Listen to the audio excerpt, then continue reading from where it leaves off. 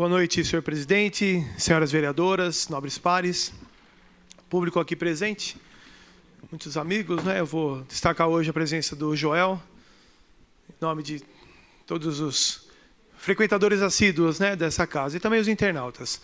Quero começar, como são vários assuntos, vou tentar ser bem objetivo. Você coloca a primeira imagem para mim, Sônia, por favor?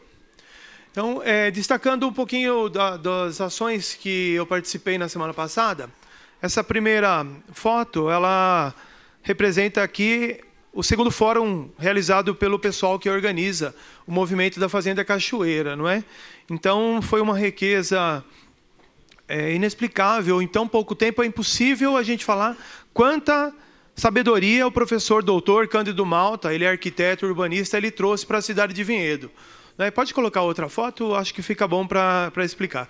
Então, ali eu estava conversando com ele, ele já tem uma experiência muito grande, né? Ele é professor emérito da USP, e ele, com 80 anos, ele continua fazendo um trabalho voluntário, ele tem o escritório dele, né, profissional, mas fora isso ele faz um trabalho voluntário, e uma das sugestões que ele trouxe, ele analisou o nosso plano diretor, não é? Um assunto que a gente rapidamente vai voltar a falar. E ele, analisando nosso plano diretor, fez vários elogios, mas ele destacou uma situação que ainda falta a gente discutir. Então, ele lembrou bem que, se a gente pensar a mobilidade urbana, é mais do que a questão viária, não é somente a gente pensar a mobilidade urbana na quantidade de ônibus que tem a cidade ou não, não é? Ele foi além disso. Ele destacou também o projeto de um programa chamado Trajos. O Trajos é um software gratuito, não é, que faz todo esse cálculo. Aqui eu coloquei só um exemplo de uma análise urbanística. Se a gente reparar ali do lado esquerdo, né, são os croquis de como surge a ideia. Naturalmente, a gente precisa resgatar a participação das pessoas, e ele fala muito do reinvente o seu bairro, não é? A grande dica que ele dá para melhorar o nosso plano diretor, primeiro, cumprir aquilo que foi feito já há 10 anos atrás, não é? A gente precisa resgatar aquelas informações, valorizar as informações, fazer com que as pessoas se envolvam, né? Que a comunidade participe do plano diretor. O Reinvente Seu Bairro, ele tem uma característica muito simples, fazer com que o plano diretor ele chegue até o bairro também. Não é? Temos diversos tipos de situações, diversos tipos de bairros diferentes, inclusive uma característica já conhecida da nossa cidade, que são os bairros que ficam nos condomínios, não é? Então, como que a gente faz para atender todos os condomínios, atender os bairros mais periféricos, atender também os bairros centrais? Simples, a população precisa participar. Então, ele destacou algumas coisas aqui, por exemplo, se a gente pensar num conceito chamado Ilha de Tranquilidade, não é? A gente resgata o que aconteceu há 15, 20 anos atrás, que foi a necessidade ou a vontade de tantos moradores da região metropolitana de São Paulo, na época, né, toda ali Santo André, São Bernardo, a Grande São Paulo, as pessoas vieram para Vinhedo buscar o quê? A tranquilidade da nossa cidade. E aí, ao longo do tempo, por um planejamento talvez curto, pobre, a gente perdeu essa característica. Não é? Então, é possível a gente resgatar o plano diretor para que a gente pense, segundo palavras do professor, a gente pensar Vinhedo para 2035, para 2040. Se a gente, de fato, fizer um plano diretor, que infelizmente o ano passado eu participei de algumas reuniões, se a gente não superar essa tentação de achar que o plano diretor é do partido A ou do partido B, a cidade sai perdendo. Se a gente não conseguir enfrentar essa discussão e pensar plano diretor para que a cidade seja valorizada, a gente vai ver uma medição de forças ali, não é? O mais forte buscando seus interesses, e a gente perde a grande vantagem. Para terminar esse tema, ele deu um exemplo da questão da Fazenda Cachoeira. Ele falou um pouquinho da questão chamada resiliência. Resiliência, ela vem de um termo da física. O resiliente nada mais é do que a capacidade que o material tem de voltar ao seu estado normal após sofrer uma deformação. Venho aqui tomar um tempinho essa mania de professor, não é? Mas essa é a tradução de resiliente. Se a gente pensar, por exemplo, a Fazenda Cachoeira, a gente imagina na poluição que fica exposta ali, não é? O plástico jogado na lagoa, o lixo abandonado próximo às nascentes, as queimadas que são rapidamente visualizadas ali. Porém, a gente tem um outro tipo de lixo, o lixo, por exemplo, da fuligem. Não é? O quanto que Vinhedo está se preparando para ter 100 mil habitantes? Não é? Se a gente aumentar a propagação de fuligem no meio ambiente, aí existem diversos tipos de fuligem. A mais comum da queimada, mas alguma que a gente não pensa. Por exemplo, a fuligem do desgaste do pneu do ônibus. A fuligem das empresas, a fuligem que a gente vê rapidamente dos materiais de construção, o material que fica em suspensão. Então, se a gente não pensar resiliência como a capacidade que a Fazenda Cachoeira vai ter de se recuperar quando sofreu uma mudança, a gente está fazendo um plano diretor de mentirinha.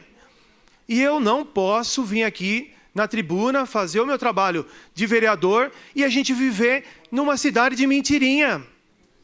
É necessário enfrentar os problemas. Então, eu fiquei muito feliz de participar. Parabéns aí ao pessoal que organizou. O professor me incentivou, eu gosto muito da questão da gente pensar a educação e que fosse possível para todos, não é? Pensar o nível universitário para todas as pessoas, o nível técnico para todas as pessoas. Ele terminou a palestra dele dizendo o seguinte: olha, não é porque eu tenho 80 anos que vocês não me peçam ajuda, porque eu ofereço ajuda para, mais uma vez, sentar e analisar o plano diretor, e se precisar de alguma dica, contem comigo que eu não vou cobrar nada para poder ajudar a cidade de Vinhedo. Então, são pessoas como essa que nos motivam a buscar o bem para a cidade, não é? E o último ponto que eu discuti com ele, aquela foto, inclusive, eu me comprometi na próxima sexta-feira, é a reunião do Parlamento Metropolitano, né? O nosso presidente Nil Ramos, ele é vice-presidente, né, do Parlamento da região metropolitana de Campinas. Então, levarei até o Parlamento um estudo, porque ele fez um raciocínio bem interessante. A gente pode ter a melhor cidade do mundo, que é Vinhedo. Se a mobilidade urbana de Vinhedo não conversar com Valinhos, Louveira, Itatiba, a gente não vai resolver problema nenhum. Então, a dica dele é que a região metropolitana converse, não é?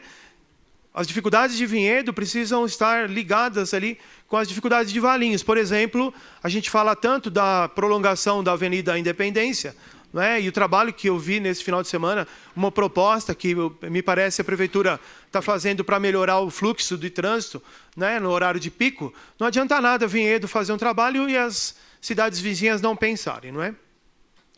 Pode passar, então, só para terminar, uma proposta concreta de mobilidade urbana.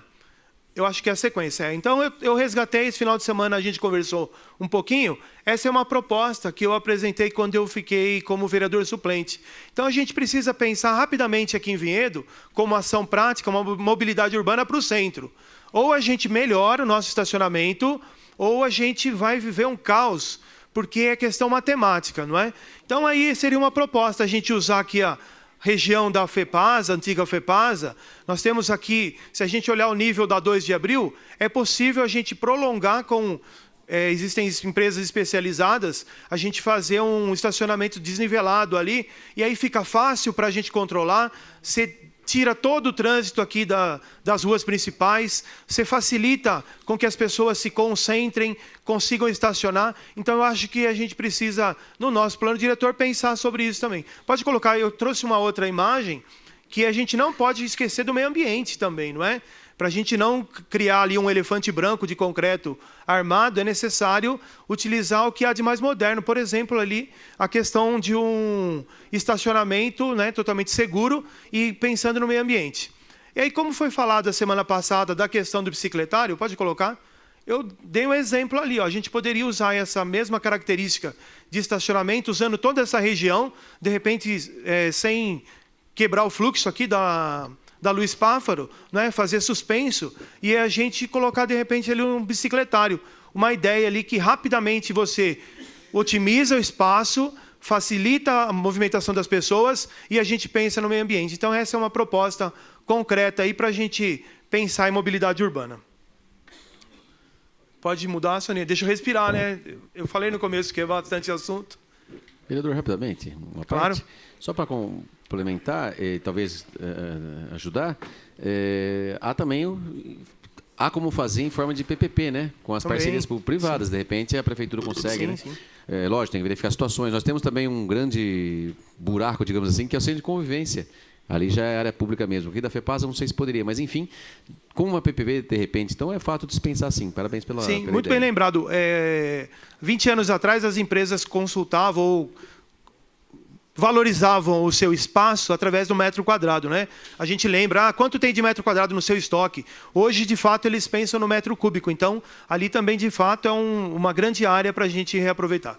Pode colocar, então, esse final de semana nós tivemos a 6ª caminhada da Associação de Moradores do Altos do Morumbi. Estiveram presentes lá outros vereadores também, o Nil Ramos, o PC, o Macaxeira.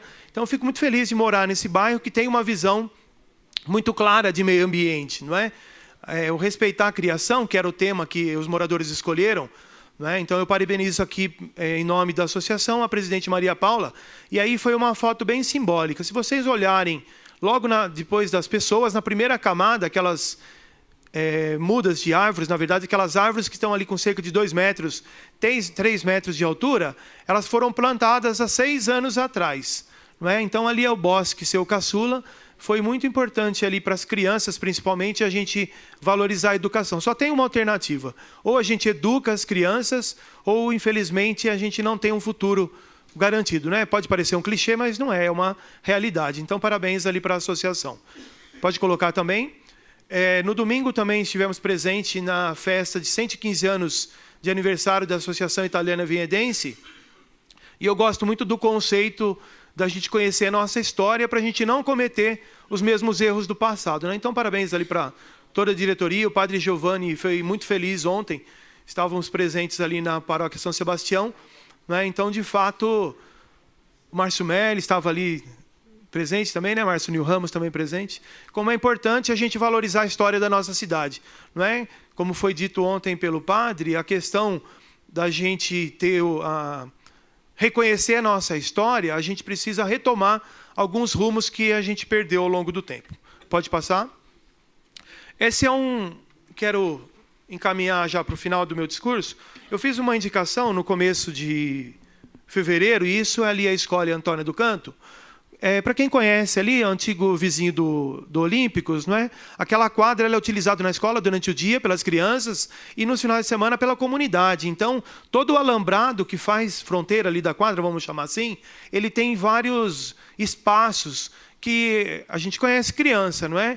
Então, está todo cercado. Se a bola cai fora do alambrado, ele não vai dar a volta pelo portão, ele vai passar pelo bendito do buraco ali. Então, eu vou fazer uma moção e amanhã, pessoalmente, eu vou tentar, junto à prefeitura, né, procurar, agradeço sempre a presença do Edson aqui, a gente tentar, de fato, buscar uma solução, porque se uma criança inventar de pular ali, as pontas do alambrado, eles são muito graves, né, pode causar um problema maior, não é? E para terminar, nesses 2 minutos que faltam, 1 minutinho eu vou falar rapidamente da questão da lei orgânica. Me preocupa a falta de planejamento. A gente fala muitas vezes aqui, muitas vezes a gente se torna até o chato da história, não é? Mas é matemática. Se não foi feito um bom planejamento e não chegou para a gente analisar, como é que a gente vai analisar uma lei orçamentária sem anexo? Fica difícil para a gente, de fato, conseguir tomar uma decisão. Então, aqui vem o meu apelo para que chegue a informação, que a gente possa, pelo menos, saber um direcionamento, né? Saber para onde direcionar. E aí também fui procurado por vários professores desde a semana passada. Eu não tive tempo de comentar, eu queria só fazer um adendo aqui. Vou falar só de uma das questões do decreto, não é? Os professores estão muito preocupados, e eu tenho certeza que as outras funções, né, na categoria funcionário público, dessa grande dúvida. Então, se a gente pensar CLT ou estatutário, os dois têm vantagens e desvantagens. Se a gente pensar na questão do estatutário, a principal vantagem, possibilidade de estabilidade após 3 anos de trabalho, não é? Com algumas outras características, licença-prêmio, aposentadoria do valor integral, esse no estatutário. A grande desvantagem, aumento salarial somente conforme a lei. Na CLT, as grandes vantagens é a lei que é feita, né, a negociação através do dissídio coletivo e as outras vantagens que nós conhecemos. O que eu vejo que quem perde de novo é a população. Por quê? faltou diálogo novamente. Então, eu acredito que a única solução, independente do CLT ou estatutário, é que seja feita uma conversa com os funcionários. Por essa noite é isso.